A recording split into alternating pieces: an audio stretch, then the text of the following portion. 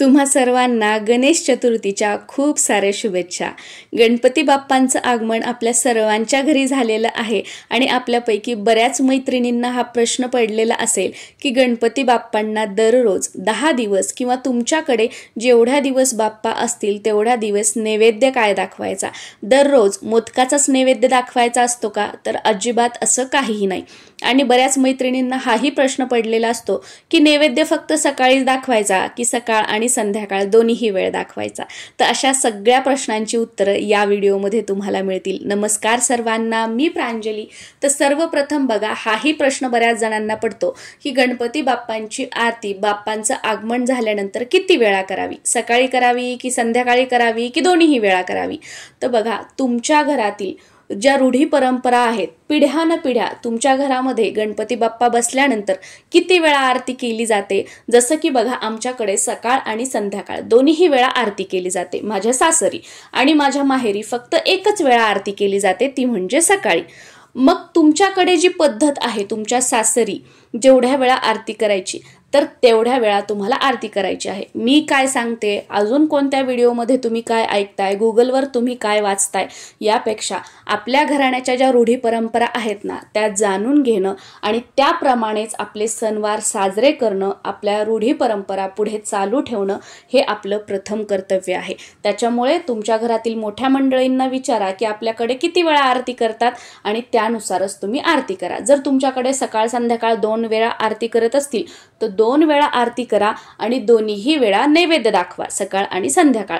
बाकी तुमच्याकडे फक्त सकाळी आरती करत असतील तर फक्त सकाळी आरती करा आणि नैवेद्य दाखवा। आणि तुमच्याकडे फक्त रात्री आरती करत असतील, संध्याकाळी दिवे लागणीच्या वेळेला, तर फक्त त्या वेळेला आरती करा आणि तेव्हा नैवेद्य दाखवा। गोष्ट क्लिअर झाली? अगदी स्पष्ट सांगितलेलं आहे। तर यानुसार तुमचं तुम्हाला ठरवायचं आहे। आणि आपल्यापैकी असे बरेच जण आहेत की त्यांचं लव्ह मॅरेज वगैरे झालेलं आहे, सासरची मंडळी बोलत वगैरे नाहीत। मग ताई, अशा वेळेला काय करायचं? आम्हाला कसं कळणार की आमच्याकडे काय पद्धत आहे?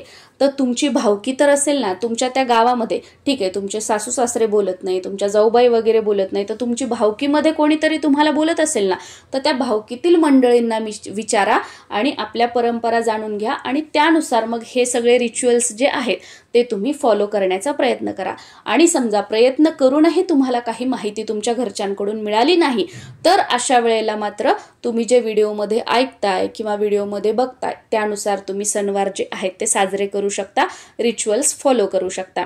आता तुम्हाला जर घरातलं कोणीच सांगणारं नसेल आणि तुम्हाला वाटलं की नाही, मला सकाळ आणि संध्याकाळ दोन्हीही वेळा आरती करायची आहे, तर तुम्ही सकाळ आणि संध्याकाळ दोन्हीही वेळा आरती करू शकता। पण यानंतर आयुष्यभर तुमच्या पिढ्यानपिढ्या तुम्हाला तुमच्या घरामध्ये गणपती बाप्पांचं आगमन झाल्यानंतर 2 वेळाच आरती करावी लागेल। तुम्हाला यावर्षी वाटलं म्हणून तुम्ही रोज 2 वेळा आरती केली आणि पुढच्या वर्षी वाटलं नाही, आता मला एकच वेळा करायची, म्हणून तुम्ही 1 वेळा नाही करू शकणार। तुम्ही सुरुवात जर 2 वेळा आरतीपासून केली असेल तर तुम्हाला कायम 2 वेळाच आरती करावी लागेल। त्याच्यामुळे तुम्ही सुरुवात करतानाच थोडासा विचार करा की ही प्रथा आपल्याला कायम फॉलो करणं होईल का? आणि जे फॉलो करणं होईल तीच प्रथा तुम्ही करायला सुरुवात करा। नाही तर बरेच जण काय सुरुवातीला जोशमध्ये सुरू करतात आणि नंतर मग ते सोडून देतात, तर हे सुद्धा पूर्णपणे चुकीचं आहे। आता दररोज जेवढ्या वेळा आपण आरती करणार आहोत तेवढ्याच वेळा नैवेद्य सुद्धा दाखवणार आहोत। मग गणपती बाप्पा बसायच्या दिवशी मोदकांचा नैवेद्य आपण दाखवू शकतो। तुम्हाला जर 10 दिवस किंवा तुमच्याकडे जेवढे दिवस बाप्पा आहेत तेवढ्या दिवस मोदकांचा दररोज नैवेद्य दाखवणं झाला तर अतिशय उत्तम, तुमच्यासारखे भाग्यवान तुम्हीच असाल। पण प्रत्येकालाच हे शक्य होत नाही।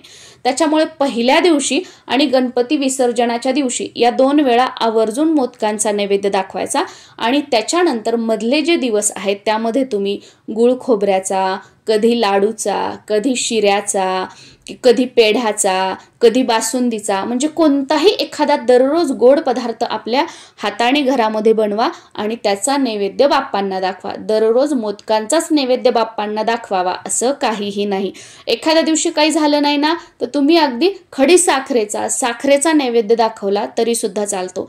त्याच्यामुळे या प्रश्नात पडू नका की आता बाप्पांचं आगमन झालेलं आहे, मग रोज रोज नैवेद्य काय दाखवायचा, आज नैवेद्यासाठी काय बनवू, आज नैवेद्यासाठी काय बनवू, असं डोक्याला हात लावून 10 वेळा त्याच गोष्टी म्हणत बसू नका. काही जर लक्षात नाही आलं ना, साखरेचा, खडीसाखरेचा किंवा पेढे घरात आणून ठेवलेले आहेत त्याचा किंवा एखाद्या फळाचा नैवेद्य दाखवला तरी सुद्धा चालतो. कारण देव हा आपल्या भावाचा भुकेला आहे. शुद्ध भावनेने तुम्ही देवासमोर काहीही जरी ठेवलं ना, देव त्याचा स्वीकार करेल आणि देवाला त्यामध्ये आनंद आहे.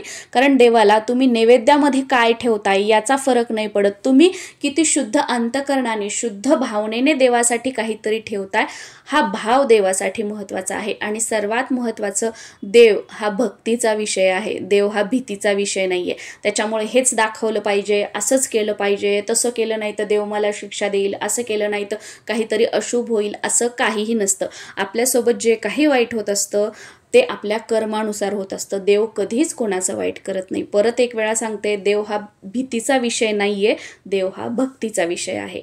नमस्कार. तुम्हा सर्वांना परत एक वेळा गणेश चतुर्थीच्या खूप साऱ्या शुभेच्छा.